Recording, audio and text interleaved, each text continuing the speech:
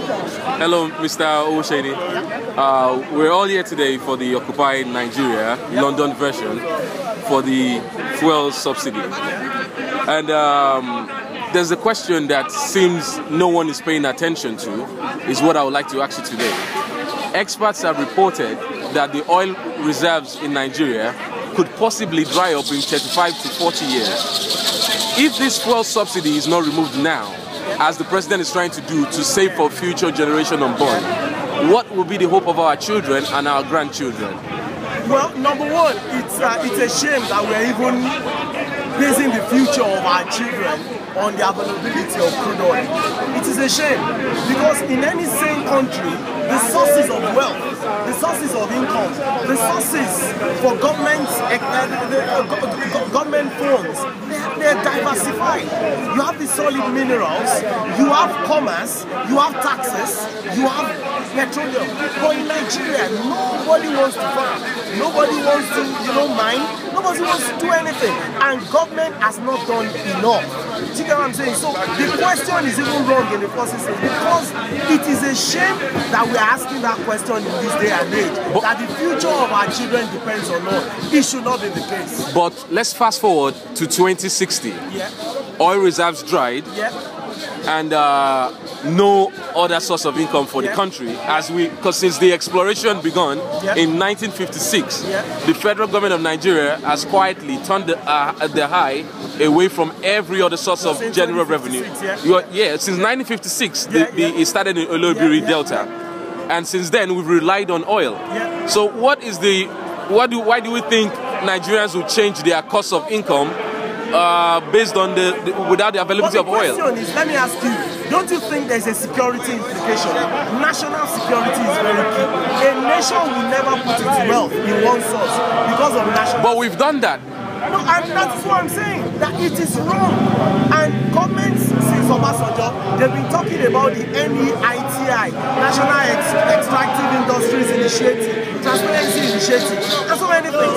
And they gave us the impression they were going to do a lot to diversify the income of Nigeria. What about the cocoa of those years? What about the coconut pyramid, the granite pyramid? Where are they? Can we not go back to them? We can. Nigeria has a lot of... But is that not what the present president is trying to achieve? No, by fuel subsidy, no. And diversifying the funds saved into other areas of governance? Let me tell you, there's any contract between a government and its people is based on a very key foundation. It's based on TURST, trust. It is trust that can make me close my eyes and tell anybody that cares to listen that the government is going to protect me. It is trust that makes me give out the 50 naira in my pocket, knowing fully well that the government will take care of me when that 50 naira is gone. Now, the question is there trust in this case? Absolutely no. The Nigerian people do not trust the government to carry out all the tasks they say they will carry out. Now, do you have to wait for fuel subsidy before you bring buses? Do you have to wait for fuel subsidy before you bring electricity? And I've said it several times to several media here today. Nigeria, in Nigeria, every house is a local government. You provide your own water, you provide your own electricity, you provide your own security. Government does absolutely nothing for you. So, Mr. Owoseni, are you agreeing that the subsidy might be a good idea, but you don't trust the government to dispense? I am saying that there's an economic, any sane person, and I think most of us, they do agree, that in an ideal world, there is an economic argument for subsidy. What about the social argument? What about the political argument? They are not tenable at this time around. And even talking about subsidy, we should be ashamed of ourselves. Because if our refineries were working, are we going to be talking about subsidy? Petrol and diesel will be and gasoline will be and kerosene will be produced in Nigeria. They will be sold in Nigeria. The excess will be exported. So would we be talking about subsidy? Now, subsidy. The government, in its argument, said certain people are profiteering from the said cabal. Is it you and I that is profiteering? If you come to my house, you see that I'm not benefiting from subsidy. We know those people who are benefiting. The $10, the Xenon oils, the Dangotes, The importers, who are those importers? They are government boys. What have they been doing with that money? Sponsoring PDP conventions, sponsoring party conventions. So who is fooling who? You know, don't forget the great American statement who said, you can fool some of the people some of the time, but you can never fool all of the people all of the time. Okay, I've got one more question for you. If the president of today is so against the people, and no, I'm not saying he's against the people. Okay. Let's not say that. Okay, because they will be saying what is not correct. Also, you agree the president is I wouldn't think the president of the country would wage war on his own people. I don't. Because there is a bill he passed sometime in 2010 for the Freedom of Information bill that has allowed the general populace to know how much wastage the government has actually been covering up from the citizenry for so many years. The previous regimes before now didn't sign that bill. They didn't pass it into law. But this is the man that passed that bill into law, so the people can actually know how much he spends for food, how much he spends for security, and that's what made the people get up against him now. No. Do you think... It's not what made the people get up against him. Do you think he is a transparent president? Well, it's too early in the day to say.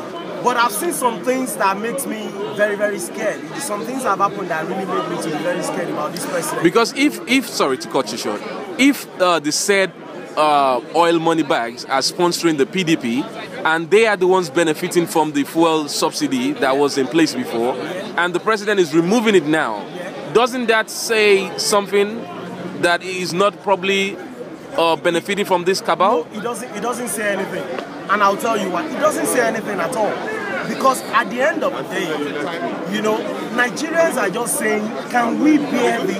Let me give you the example of the United Kingdom. If you wake up tomorrow and petrol or diesel becomes £2 at the meter in the UK, a lot of people do not even have to work extra. They get benefit from government. They will remove the money for that petrol from their benefits. They buy the petrol. Their house is partly paid for or mostly paid for by government in the UK. So whatever is coming, there is enough shock absorber. In this case, our shock absorber is not Japanese, it's not Japan made. And you know, it's the Japan ones that are really solid. The shock absorber we use in Nigeria is made in Togo. So we cannot absorb that shock. And that's why Nigerians are saying no. So in a nutshell, Mr. Owoseni, you're saying the fuel subsidy removal is going to cripple Nigeria and its citizenry? For Nigerians just cannot bear it now. What is the minimum wage in Nigeria? You ask yourself that question. Your father sponsored you to school. Could your father have sponsored you to school on 8,500, or how much is the minimum wage? 18,000. 18,000. What's the difference between 8,000 and 18,000? I was a copper in 1997, and I know how much I earn. Do you get what I'm saying? And those are the things we're talking. Those are the arguments. But part of the government's argument for the fuel subsidy is to be able to pay this wage. That the government is broke and they need to remove this subsidy because the governor of Edo State, Mr. Adams Oshiomhole, the former NLC president, he confirmed that in order to be able to meet up with the minimum wage of 18,000 naira, government must remove this subsidy. Let me tell you, it's a very simple argument, and anybody who can just sit down and without even drinking beer, you know these arguments, you know. Now, the truth of it is who is the biggest employer of labor in Nigeria? Government. Who are those? Every year they say they are employing people. You see the people in your street, they are never employed. Your friends in another village, they are never employed. And yet, your state government is daily increasing it. Who do they employ? Children of godfathers, political thugs. Do you get what I'm saying? And they have a bloated workforce. You go to the ministry in Nigeria, people are sleeping. You ask for madam. Madam has gone to the salon to do her hair, and she's being paid salary. Do you get what I'm saying? So we are wasting money, but why not? Make sure there is electricity. Make sure the cost of production is very low. Let the industries grow. Let them start employing. They take a lot of people away from the government sector. A lot of people go into the public sector, into the private sector. They have more spending, they have more disposable income. Things get better. They go to the market, they spend this money. The market women, they spend more. The farmers, they have more money in their pocket. Do you get what I'm saying? So it goes round and round. And over time, you find out it's not really, really attractive to even work for government. And government does not have to bother about an overbloated workforce. Who is fooling who? that's the question. Okay, coming to the United Kingdom. I thought you said you were asking me the last question. Yes, this will be the last question. Okay. This will be. Okay. Coming to the United Kingdom, sometime 2008, the recession hit the nation, and the VAT was moved from 15% to 17.5%. Now it's 20%. And the country seems to have come out of the recession, according to the economic research that has been produced by the government. Wouldn't you argue that that same approach is what the president of Nigeria is trying to achieve with the fuel subsidy? No, you are making a big mistake, and I'll tell you why. Don't forget that at that time, what the government, the Labour government did, and the Chancellor, especially Alistair Darling, did, was to drop VAT. They dropped it. But it was later increased. They dropped it. The first thing, their first reaction, their first response to cushion the people. To cushion the effects. Build the trust. Tell me you're interested in my welfare. Boost my spending power, my purchasing power. That was the first thing they did. It was later, and by the time, even after for it to be implemented, people were warned in advance. And strategies were set out, plans were set out. There was the budget, there was the income side, there was the expenditure side. In Nigeria, we don't balance expenditure with income.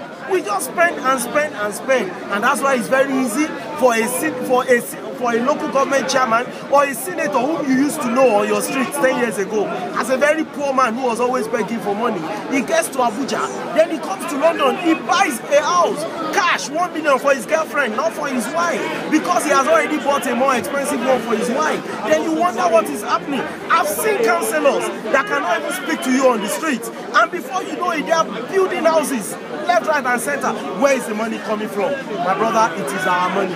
And we need to plug those wastages in the system before we start talking of removing subsidy. Mr. Owoseni, thank you for your time. Thank you so God much. bless.